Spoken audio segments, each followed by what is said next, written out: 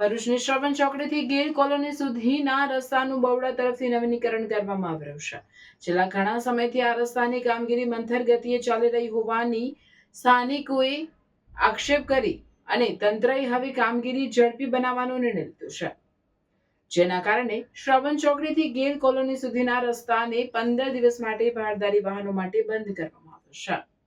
ભરૂચની શ્રવણ ચોકડીથી ગીર કોલોની તરફ જતા રસ્તાની બોક્સ કટિંગની અને નવીન ગટર લાઇનની કામગીરી પ્રગતિમાં હોય, જેથી સદરુ રસ્તા ઉપર હેવી લોડેડ વાહનોની અવરજવર બંધ કરવામાં આવે છે.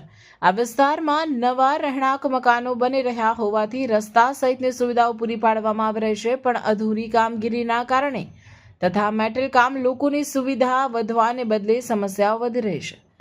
લાંબા સમયથી મંથર ગતિએ ચાલતી આ કામગીરીથી સ્થાનિકોમાં રોષ ફાટી નીકળ્યો હતો અને ચૂંટણી બહિષ્કારની ચીમકી પણ ઉચ્ચારી હતી, જેથી દોડતા થયેલા તંત્ર દ્વારા આ કામગીરીને હવે વેગ આપવામાં આવી રહ્યો છે, જેના કારણે શ્રવણ ચોકડીથી ગીર કોલોની સુધીનો રસ્તો 15 દિવસ માટે ભારદારી વાહનો માટે બંધ કરવામાં આવ્યો છે. આ દિવસો દરમિયાન ભારદારી વાહનો તુલસી ચોક થઈ ઉમરાજ પ્રાથમિક શાળા થઈ ઉમરાજ ગ્રામ થઈ SH6 થી શ્રવણ ચોકડી સુધીના રસ્તા ઉપર જઈ શકશે.